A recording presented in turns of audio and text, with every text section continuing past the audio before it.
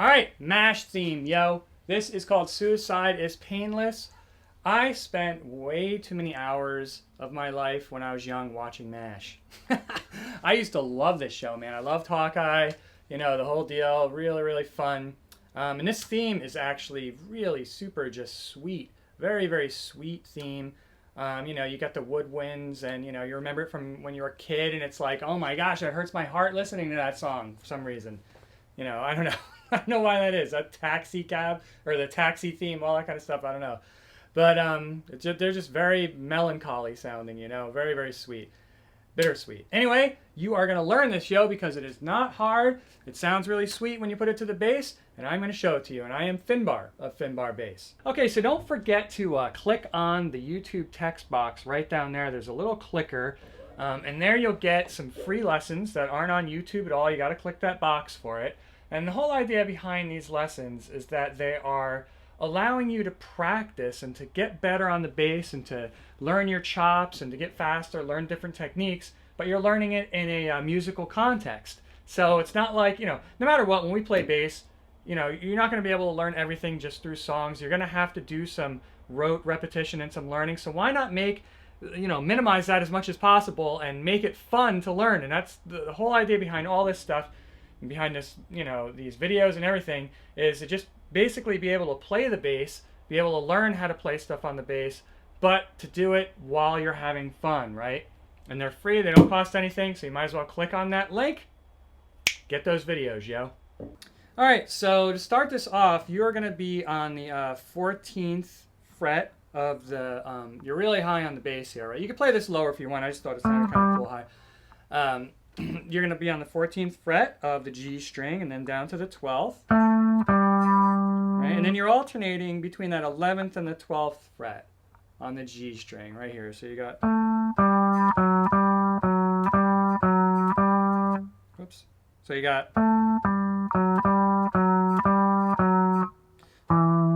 And then you're moving down to this 14th fret of the D string. Right here. So if I play that all together, kind of stuff. Put a little trill in there if you want, actually. That sounds pretty cool. So what I'm doing there is I'm actually hitting that 11th fret, hammering onto the 12th, pulling off to the 11th. So I'm only plucking the string one time. Just like that.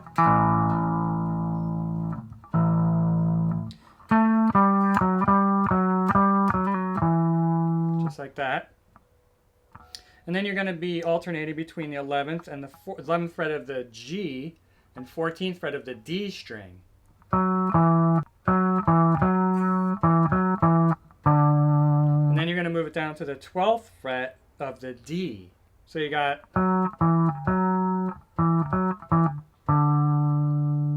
Right?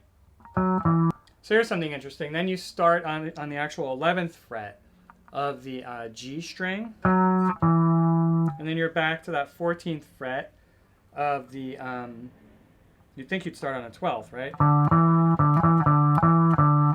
But you don't, you start on this fret here.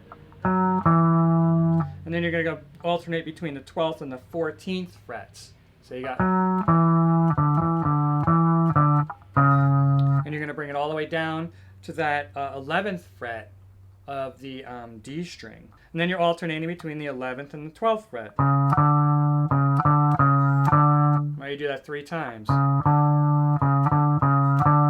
And then you do this awesome climb. And what that is you're going to go to the 14th fret of the D string, 11th fret of the G, and then you're going to pop all the way up to the 18th fret.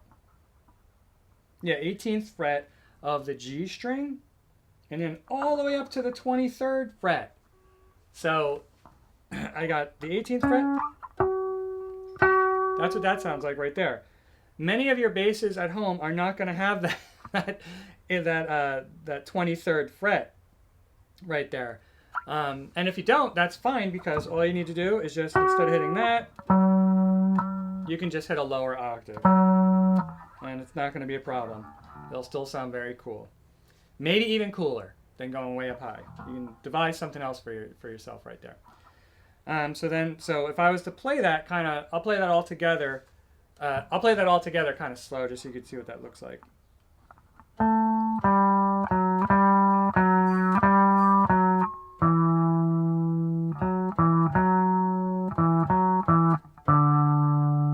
11th fret.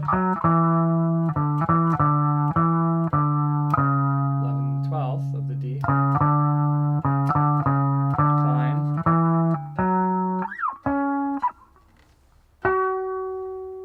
And there's that 23rd fret right there. And then when it goes into the chorus, you're going to hit the 14th fret of the G string, and then followed by the 16th fret. So it's like this.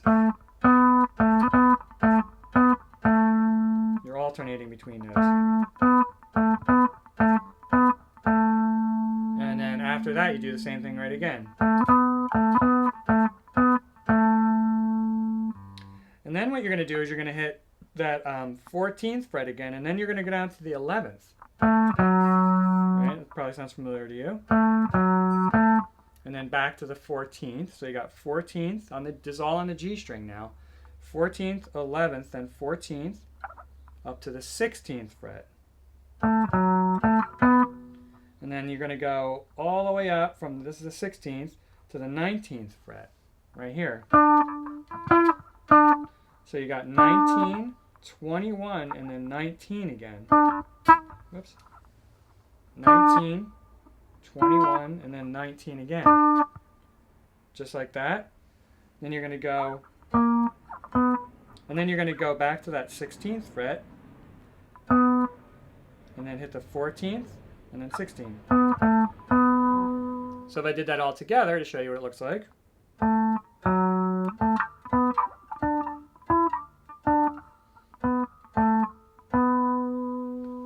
And what I did in the intro there, instead of just playing those notes, I just played octaves.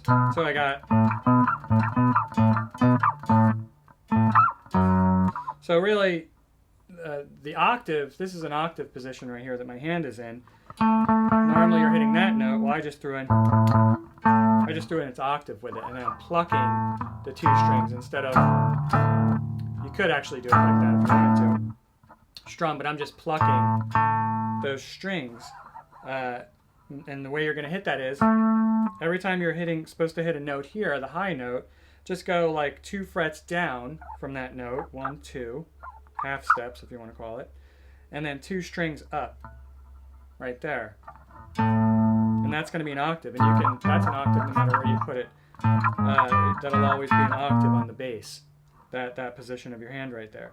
So instead of doing, I just threw the octave in there as well.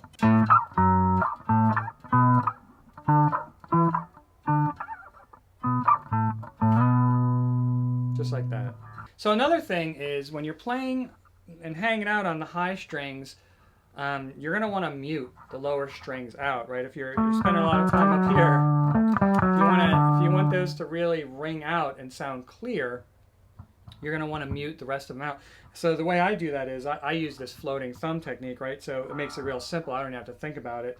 When I'm playing on, the G string, my thumb, as you can see, is automatically laying on the rest of the strings, muting them. So I don't even have to think about it, really.